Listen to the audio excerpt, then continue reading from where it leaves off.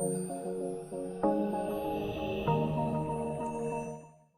Shazid Ahmed, and today I'm taking 13th class with BS third in the course of Anglo-Saxon to Restoration period history. In today's lecture, our focus will be on on the topic which is both related to the history of England as well as it is related to literature of England or English literature.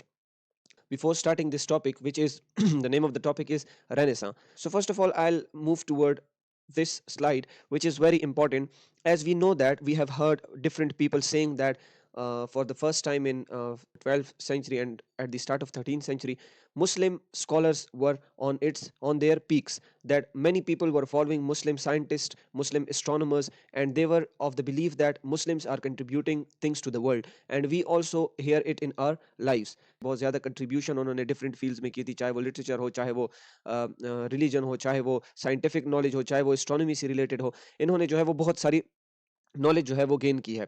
Now people have the believe that Muslims were the only people who have contributed to the world at that very time in the ages of in the era of 10th century, 11th century and 12th century.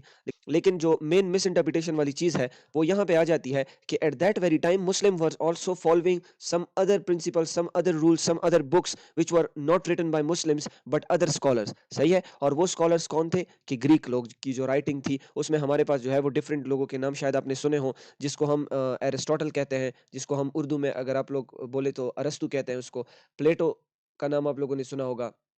इस तरह के और जो है वो writer थे। तो मुस्लिम जो थे 10th 11th और 12th सेंचुरी के मुस्लिम्स जो थे वो क्या करते थे कि वो उन्होंने इनकी बुक, ये ग्रीक्स के जो राइटर हैं उन्होंने जो बुक्स लिखी है, जिस तरह के एरिस्टोटल ने जो है बुक लिखी है या प्लेटो ने जो बुक लिखी है, उनको ये लोग क्या करते थे, इनको ट्रांसलेट कर दिया था और इन बुक्स को पढ़ के जो है वो अपनी नॉलेज और बढ़ा रहे थे। जो उनकी कंट्रीब्यूशन है या जो उनकी बुक्स है वो एक्चुअली जो है वो किससे मुतासिर थी या किससे इन्फ्लुएंस थी। तो वो जो है हमारे पास जो पहली नॉलेज है, जो पहली नॉलेज की कड़ियाँ हमें मिलती है वो हमें एरिस्टोटल, प्लेटो और इन जैसे ग्रीक फिलोसोफर से, ग्रीक राइटर से जो है वो हमें मिलती है। तो इनको जो है क्या किया, मुस्लिम ने जो है वो फॉलो करना स्टार्ट किया और इनकी जो है डिफरेंट बुक्स को जो है वो ट्रांसलेट कर दिया गया और उसके बाद जो है लोगों ने इनको फॉलो किया, इन मुस्लिम्स ने इनको फॉलो किया और इनके आइडियाज़ को जो है वो मॉडिफाई करने की कोशिश की या इनके आइडिया में जो है कोई नई इन्वेंशन इनके आइडियाज़ के मुताबिक जो है उन्होंने की। तो यही नॉलेज जो है फिर मुस्लिम्स से जो है वो चला गया यूरोप की साइड पे। Now here we have to keep one thing in our minds that it is not necessary if there were people who were writing in Greek, so यहाँ पे यूरोप में या मुस्लिम जो है वहाँ पे कोई भी राइटर नहीं होगा। ऐसे हो सकता है कि यहाँ पे भी लोग लिख रहे हैं और यहाँ पे भी लोग लिख रहे हैं, यहाँ पे भी लोग लिख रहे हैं, लेकिन हम जो है स्पेसिफिकली बात करते हैं वो कंट्रीब्यूशन की हम कर रहे हैं कि ज़्यादा कंट्रीब्यूशन जो है वो किसने किया। तो बेसिस में जो ने हमने टाइम डिस्कस किया था मींस ईडी से पहले और ईडी के स्टार्ट में, तो इनकी कंट्रीब्यूशन जो थी ग्रीक्स की वो ज़्यादा थी, फिर 10 टू 13 और 10th सेंचुरी से पहले भी, तो ये मुस्लिम की कंट्रीब्यूशन ज़्यादा हो गई। फिर उसके बाद जो है 14th सेंचुरी या 13th सेंचुरी से के स्टार्ट के बाद जो है, जो पीक जो है यूरोप ने पकड़ी, now you do not have to confuse it, Greek जो है वो यूरोप का पार्ट है अभी, सही है? ग्रीक जो है यूरोप का पार्ट है, लेकिन यहाँ पे हम ग्रीक की इस वजह से बात कर रहे हैं क्योंकि मेन नॉलेज की, डॉक्यूमेंटेड नॉलेज की जो स्टार्ट हुई है, मेजर चीज़ों की जो स्टार्ट हुई है, वो ग्रीक से स्टार्ट हुई है, तो इसको हम एज़ अ अलग जो है वो ट्रीट कर रहे हैं। हालाँकि ये ग्रीक जो है वो यूरोप का ही पार्ट है और अभी जो मैं कह रहा हूँ कि यूरोप में फिर ये नॉलेज आई, तो मैं वो कौन-सी कंट्रीज़ की, यूरोपियन कौन-सी कंट्रीज़ की बात कर रहा हूँ? मैं बात कर रहा हूँ इटली की, सही है? फ्रांस की और इसी तरह इंग्लैंड की। इन कंट्रीज़ की मैं बात कर रहा हूँ जो कि यूरोप में जो है वो नॉलेज जब आया और उसके बाद जो है आज तक जो है यूरोप से ये पीक पे जो है वो नॉलेज जा रहा है। स्पेसिफिकली जो है वो यूरोपियन कंट्रीज़ से। अभी तो ख़ैर चाइना की अलग कंट्रीब्यूशन है, जापान की अलग है और अमेरिका की अलग है, तो डिफरेंट कंट्रीज़ जो है वो डिफरेंट तरीके से कंट्रीब्यूट कर रहे हैं। लेकिन एट द स्टार्ट, तो ये जो स्टार्ट हुई 13th सेंचुरी में, यूरोप से जो है वो नॉलेज की ग्रोथ होना स्टार्ट हुई या लिटरेचर की ग्रोथ होना स्टार्ट हुई या मॉडर्नाइज़ेशन की तरफ जो है वो बात बढ़ना स्टार्ट हुई। तो ये मेनली जो है यूरोप से हुई और स्पेसिफिकली हम अगर कंट्रीज़ की बात करें तो इटली, फ्रांस, इंग्लैंड, इन चीज़ों से जो है वो बात स्टार्ट हुई थी। आई होप कि इस स्लाइड की आप लोगों को कंप्लीट समझ आई होगी। अभी जो है हम पहले स्लाइड पे मूव करते हैं, उसके बाद जो है इस पे दोबारा आते हैं तो आप लोगों को समझ आ जाएगी। Now the term the dark ages refers to the period between the fall of Roman Empire and the Renaissance। कह रहे हैं कि डार्क एजेस जो है, ये डार्क एजेस जो है ना, अभी इसके जो है अगर हम इसके नाम को देखें तो हमें पता चल जाता है डार्क मीन काला। तो वो एजेस जो काले थे, अभी काला जो है कोई एज तो हो नहीं सकता, तो इससे जो है हम अगर कोनोटेटिव मीनिंग हम निकालें, मीन बियॉन्ड डिक्शनरी मीनिंग अगर हम निकालें, तो इस डार्क का मतलब क्या है कि ग्लूमी ईयर्स या ऐसे ईयर्स जिसमें जो है कोई तरक्की ना हुई हो या अगर तरक्की हुई भी हो तो ज़्यादा तरक्की ना हुई हो, ह्यूमन की तरफ जो है वो ज़्यादा रुझान ना हुआ हो, उसमें जो है ह्यूमन राइट की तरफ रुझान ना हुआ हो, लोगों को अपने जो है वो हुकूक ना मिले हों और सारी चीज़ें जो है वो ख़राब तरीके से चल रही हों। फैमिली सिस्टम खराब हो, सोसाइटी का सिस्टम खराब हो, तो उन एजेस को हम क्या कहते हैं? उन एजेस को हम डार्क एजेस कहते हैं। कह रहे हैं कि डार्क एजेस वो एजेस थे जो कि रोमन एम्पायर के एंड में, रोमन एम्पायर जो है वो 5th सेंचुरी में एंड होना स्टार्ट हो गया था, सही है? उससे and the Renaissance 14th century means Roman Empire के एंड से लेके जो रेनेसां का स्टार्ट हुआ है, रेनेसां कब स्टार्ट हुई है? 14 या 13 सेंचुरी में, जो मैं यहाँ पे इस स्लाइड में मैंने बात की है, जो 13 सेंचुरी में जो बूस्ट पकड़ा है उसको रेनेसां कहते हैं। मैं समझाता हूँ कि रेनेसां डिटेल में किसे कहते हैं, ये जो है हम बात की स्लाइड्स में इसको डिस्कस करेंगे। सो डार्क एजेस को पहले समझे कि डार्क एजेस जो है वो ग्लूमी ईयर्स थे, मतलब वो ऐसा टाइम था कि किसी को राइट्स ह्यूमनिज्म की तरफ किसी का रुझान नहीं था, ज्यादा फोकस जो था वो मतलब लिटरेचर की तरफ या साइंटिफिक रीजनिंग की तरफ, इन चीजों की तरफ नहीं था। मींस लोग जो थे वो मुफलसी में थे। It has been suggested that this period saw little scientific and cultural advancement. कह रहे हैं कि इस पीरियड में बहुत कम जो है वो क्या हुई है, साइंटिफिक एंड कल्चरल एडवांसमेंट इस पीरियड में बहुत ज्यादा कम हुई है। मींस 5th सेंचुरी से लेकर 14 सेंचुरी तक, इससे जो है तकरीबन 900 साल हमारे पास जो है वो आ जाते हैं कि इन 900 सालों में जो है वो कंट्रीब्यूशन लिटरेचर की तरफ, आर्ट की तरफ, पेंटिंग की तरफ, कल्चरल वो कंट्रीब्यूशन या साइंटिफिक कंट्रीब्यूशन बहुत ज्यादा कम हुई है। The first person to coin the term dark ages was believed to be Francisco Petrarch. कह रहे हैं कि वो पहला बंदा जो जिसने इन एजेस के लिए डार्क एजेस का नाम दिया, उसका नाम क्या था? पेट्रार्क था। और पेट्रार्क कौन था? जिसको हम इसका अपना नाम जो है वो फ्रांसिस्को पेट्रार्का है, जिसको हम पेट्रार्क के नाम से जानते हैं। ये जो है इंतहाई बहुत बड़ा आर्टिस्ट था, सही है? इन्होंने जो है पहली बार डार्क एजेस का नाम जो है वो पहली बार इन एजेस के लिए मींस 5th सेंचुरी से लेकर 14 सेंचुरी तक के जो एजेस थे उसके लिए जो है इसने लिया कि इसमें ज्यादातर कंट्रीब्यूशन नहीं हो रही। An Italian scholar of the 14th century, जो कि इटालियन स्कॉलर है और 14th सेंचुरी से ताल्लुक रखता है। ही bestowed his label upon the period in which he believed as he was dismayed at the lake of good literature at that time. उसने जो है ये नाम क्यों दिया? क्योंकि वो लिटरेचर जो है वो पढ़ना चाहता था, मींस वो डिफरेंट बुक्स पढ़ना चाहता था और उसको उतनी बुक्स जो है वो मिली नहीं। तो इस वजह से इन्होंने कहा कि ये जो पीरियड मेरे पहले गुजरा है, स्पेशली 5th to 14 सेंचुरी का जो पीरियड गुजरा है, ये क्या है? ये डार्क एजेस है। Now here I will clarify one thing more that I have mention it in front of you people again and again, that जब हम किसी एज की बात करते हैं या किसी एरा की बात करते हैं तो उसका मतलब ये नहीं होता कि बस अगर मैंने 5th सेंचुरी लिख लिया है तो बस ये अभी 5th सेंचुरी में ही हो गया, 14th लिख लिया तो 14 में ही होगा। कुछ लोग जो है वो इसको कहते हैं कि 5th to 13 सेंचुरी तक जो है एज है उसको डार्क एजेस कहते हैं। सो ये जो है आप लोगों ने मिसकम्युनिकेट या मिस अंडरस्टैंड नहीं करना। ये जो है इस तरह हो सकता है कि कहीं पे डेट जो है वो अलग हो, कहीं पे डेट अलग हो, लेकिन हम जो है क्या करते हैं वो एवरेज चीज जो है वो निकालते हैं।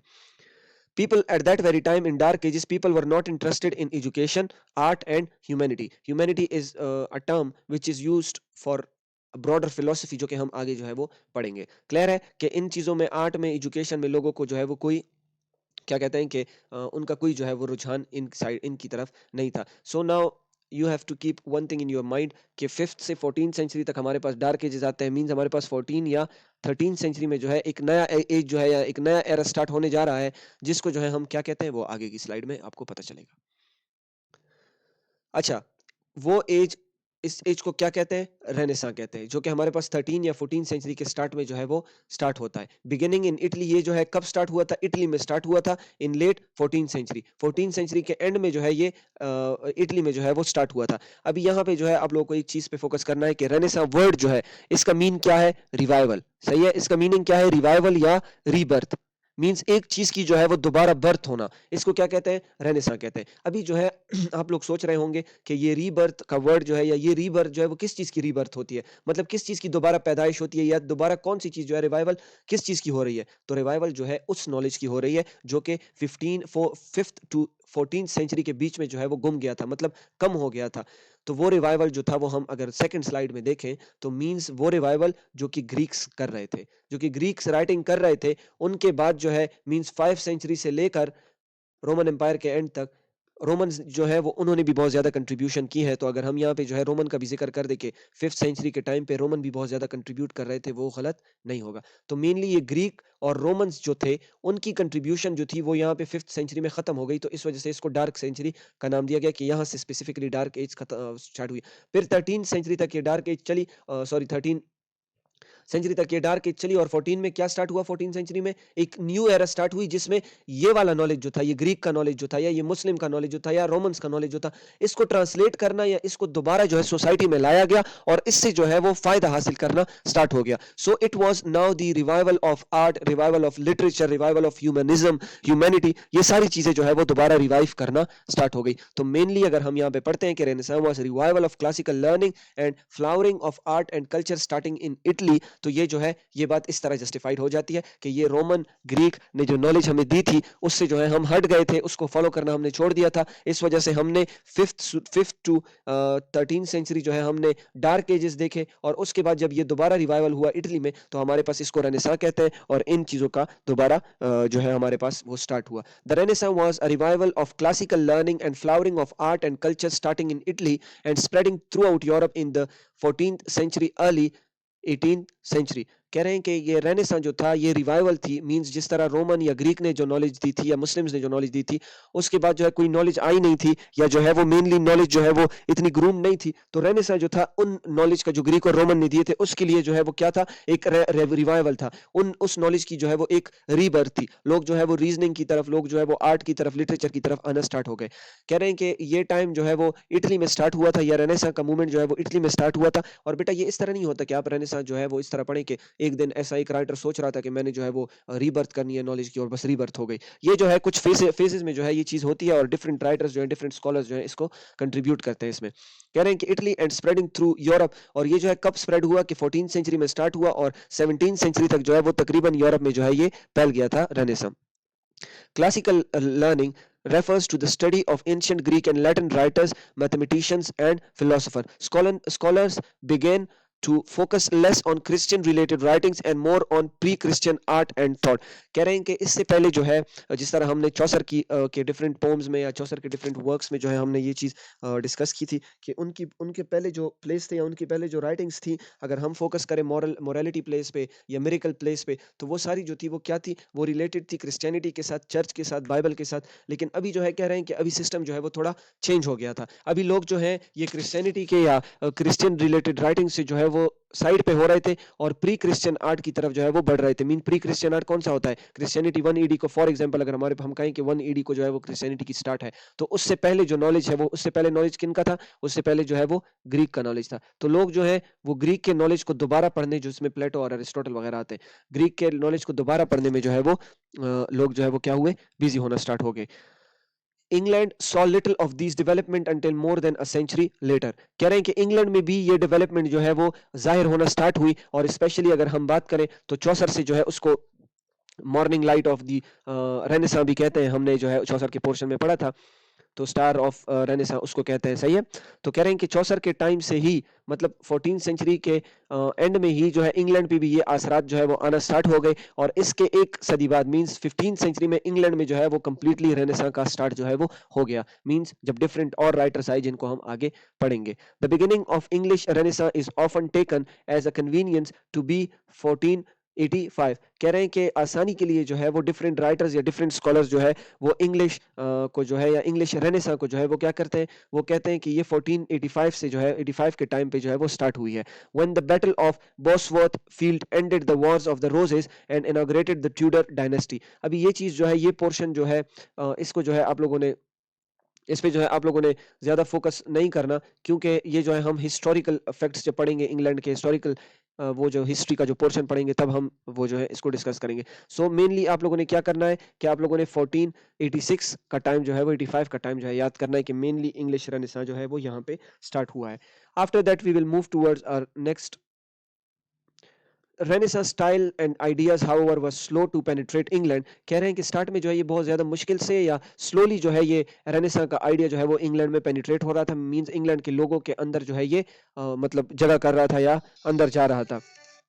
And after that, and the Elizabethan era in the second half of the 16th century is actually regarded as the height of the English Renaissance। और कहते हैं कि ये जो एलिजाबेथन एरा है, ये जो है क्या है कि एलिजाबेथन एरा वो भी हम जो है आगे की स्लाइड्स में पढ़ेंगे, आगे के लेक्चर्स में हम पढ़ेंगे। एलिजाबेथन एरा जो है वो हम स्पेसिफिकली 15 और टू 16 सेंचुरी का, जो 16 सेंचुरी का स्पेसिफिकली जो टाइम है हमारे पास, वो एलिजाबेथन एरा में जो है वो आ जाता है। उसमें जो है हम क्या करते हैं कि यहाँ पे रेनेसां जो है वो कंप्लीटली इंग्लैंड में जो है वो आ गया था, और इंग्लैंड के लोग जो है वो रेनेसां को या इस नई सोच को जो है, इस नए रिवाइवल को जो है वो ट्राई करना या एक्सपीरियंस करना जो है ये स्टार्ट हो गए थे। From its beginning during the 14th century, Renaissance ideas based on classical learning and a focus on all human, including art, literature, culture, and politics, spread from Italy throughout Europe. अभी यहाँ से जो है अगर हम ये पैराग्राफ लास्ट वाला पढ़ेंगे तो हमें कंप्लीट जो है वो रेनेसा की समझ आ जाएगी कि ये क्या है, कि ये एक बिगिनिंग थी 14th सेंचुरी की रेनेसा की, और उसका मेन आइडिया क्या था कि all focus on all things human. कह रहे हैं कि उसका फोकस ये था कि everything which is related to the life of human जो है उस पे इसका फोकस था कि इन सारी चीजों की रिवाइवल होनी चाहिए, इन सारी चीजों को जो है हमने मॉडिफाई करना चाहिए, जिसमें हमारे पास आ जाती है कि आर्ट में रिवाइवल हो, लिटरेचर में रिवाइवल हो, कल्चर में रिवाइवल हो, पॉलिटिक्स में रिवाइवल हो। और उसके बाद जो है 14 सेंचुरी के बाद जो है ये तकरीबन सारे इंग्लैंड में जो है, सॉरी सारे यूरोप में जो है इटली के बाद फैलना स्टार्ट हो गई। Now, the concept of humanism, which I have mentioned, that I'll explain it in upcoming slides. Humanism was a major intellectual movement of the Renaissance. So, अगर आपसे कोई पूछे कि रेनेसां की सबसे मेन क्वालिटी या सबसे मेन फीचर जो है वो क्या है, तो वो जो है वो क्या है, वो ह्यूमनिज्म है। ह्यूमनिज्म जो है वो एक इंटेलेक्चुअल मूवमेंट थी रेनेसां की, और इसमें जो है मेन फोकस क्या था कि फोकस जो है वो गॉड से जो गॉड पे जो फोकस था, जिस तरह हमने डिफरेंट प्लेस पढ़े हैं, मिरेकल प्ले पढ़ा हमने, सही है, मिरेकल प्ले पढ़ा, मोरालिटी प्ले पढ़ा, उनमें जो मेन फोकस था वो हमारा किस चीज पे था, चर्च पे था, सही है। तो इस चर्च से जो है हमारा फोकस जो है वो निकले, मतलब इस चर्च पे हमारा जो फोकस है वो साइड पे इस चर्च को करें, और हमारा मेन फोकस जो है वो किस चीज पे आ जाए, वो हमारा मेन फोकस ह्यूमन पे आ जाए और उनकी रिसोर्सेज पे आ जाए, उनके लाइफ को बेटर बनाने के लिए जो है मतलब क्या किया जाए, सारी चीजें उन पे आ जाए। मींस हमारा आर्ट, हमारा लिटरेचर, वो सब कुछ जो है वो ह्यूमन की के बारे में हो, न कि गॉड्स के बारे में हो, न कि चर्च के बारे में हो। सो ये मेन चीज जो थी वो ह्यूमनिज्म के बारे में ये मेन चीज थी। अभी हम जो है वो थोड़ा सा और डिटेल में इसको पढ़ते हैं कि in the option of the majority of scholars it began in late 14th century Italy came to maturity in the 15th century। ये चीज जो है, ये ह्यूमनिज्म का कॉन्सेप्ट या रेनेसां जो है ये 14th सेंचुरी में स्टार्ट होके फिर हमारे पास 15th सेंचुरी में बिल्कुल मेच्योरिटी पे पहुंच जाता है। मींस लोग जो है ये रियलाइज करने लग गए कि मतलब ये जो है एक एज अ मूवमेंट स्टार्ट हुआ है और हमें इस चीज को फॉलो करना चाहिए, and spread to the rest of Europe after the middle of that century. और कह रहे हैं कि ये सारी यूरोप में जो है, सारे यूरोप की जो जितनी भी कंट्रीज हैं उनमें जो है ये फैल गया कब, 15th सेंचुरी के एंड में जो है ये सब में फैल गया। Focus from God was change to humans in writing, art, painting. जो पहले जो है वो फोकस किस चीज पे था, हम जो है डिस्कस किया है हमने डिफरेंट राइटिंग्स को, तो वो क्या कह रहे थे, वो सारे जो है वो रिलीजन पे फोकस कर रहे थे, जिस तरह मैंने एग्जांपल दी कि मोरालिटी, मिरेकल इन प्लेस में, सही है। लेकिन इसके बाद जो है वो ध्यान हट गया और लोग जो है वो किसके बारे में लिखना स्टार्ट हो गए, ह्यूमंस के बारे में लिखना स्टार्ट हो गए। पेंटिंग्स जो है वो ह्यूमन के बारे में जो है वो ड्रॉ होना स्टार्ट हो गई, राइटिंग्स भी ह्यूमन के बारे में। So each and everything was change from God और from for church to human beings. Importance of human life emerge. और यहाँ पे जो है फॉर द फर्स्ट टाइम ये बात पता चली कि ह्यूमन की लाइफ जो है वो कितनी इंपॉर्टेंट है। अगर हिस्ट्री के पोर्शन में आप लोग फोकस करें, जो हम इंग्लैंड की हिस्ट्री पढ़ रहे हैं उसमें अगर हम फोकस करें, तो आप लोग को पता चलता है कि कैसे जो है वो नोबल्स या कैसे जो है वो बड़े तबके के लोग कैसे छोटे तबकों के लोगों को जो है वो ट्रीट करते थे। तो उससे आपको पता चल जाता है कि कितने जो है लोग लोगों की मतलब इज्जत जो है वो या लाइफ जो है वो कितनी टफ थी लोगों की, सही है। मेन जो अमीर लोग थे वो फायदे में थे और गरीब लोगों के साथ जो है वो बहुत बुरा हो रहा था। इस ह्यूमनिज्म ने जो है वो ये एक दूसरे में फर्क करना और एक दूसरे को अपने से घटिया समझना, इन चीज़ों की जो है, इन चीज़ों को रोकने से या इन चीज़ों को चेंज करने की तरफ जो है ये ह्यूमनिज्म का पहला कॉन्सेप्ट था। मींस इसका मेन मकसद जो है ये है कि human of life is important and we have to care for it and we have to think about it, सही है। इसके बाद जो है कि ये इंग्लिश रेनेसां और इटालियन रेनेसां में जो है हमें जो फ़र्क मिलता है वो क्या है? मतलब इसमें जो है डिफरेंसेस जो है वो क्या हैं? सो यहाँ पे जो है हम अगर यहाँ पे देखें कि the English Renaissance is different from the Italian Renaissance. The English Renaissance is different from the Italian Renaissance in several ways. कह रहे हैं कि कुछ वजूहात की वजह से जो है इंग्लिश रेनेसां और इटालियन रेनेसां में जो है वो थोड़ा-सा फ़र्क है। The dominant art forms of English renaissance were literature and music. English renaissance में जो है मेनली फ़ोकस जो किया गया था वो लिटरेचर पे था, मीन्स बुक्स पे था और म्यूज़िक पे था। क्लियर है? Visual art in English Renaissance were much less significant than in the Italian Renaissance। और इटालियन रेनेसां में जो है वो ज़्यादातर फोकस जो है वो विजुअल आर्ट पे किया गया था, मींस पेंटिंग हो गई है, इन चीज़ों पे ज़्यादा फोकस था in comparison of English renaissance, जहाँ पे इसका कंप्लीट फोकस कहाँ था, लिटरेचर में था और म्यूजिक में था। The English period began for later than the Italian which is usually considered to be the beginning in the late 14th century. कह रहे हैं कि इंग्लिश पीरियड जो है रेनेसां का वो इटालियन पीरियड ऑफ रेनेसां के बाद स्टार्ट हुआ है, तो ये भी एक डिफरेंस है। और जो है कह रहे हैं कि which is usually considered to begin in जो कि 14th century में Italian period start हो गया था and was moving into mannerism and the Baroque by the 1550 or earlier. In contrast, the English Renaissance can only be said to begin shakily in the 1520s and continued until 1520. तो कह रहे हैं कि और English Renaissance को अगर हम देखें तो वो तकरीबन हमारे पास जो है वहाँ पे जो है एक और डेट लिखी हुई थी जिसको में हमने पढ़ा कि 1456 या 1455 से जो है वो इंग्लिश रेनेसा स्टार्ट हुआ। यहाँ पे क्या कह रहे हैं कि हम रफली जो है ये कह सकते हैं कि 1520s में जो है ये इंग्लिश रेनेसा स्टार्ट हुआ है। तो मैंने आप लोगों को पहले ही बताया है कि इसमें जो है वो डिफरेंसेस आ सकती है डेट्स में। Thank you so much. तो यहाँ तक जो है वो ये लेक्चर काफ़ी है, तो आगे के लेक्चर्स में हम और चीज़ें डिस्कस करेंगे।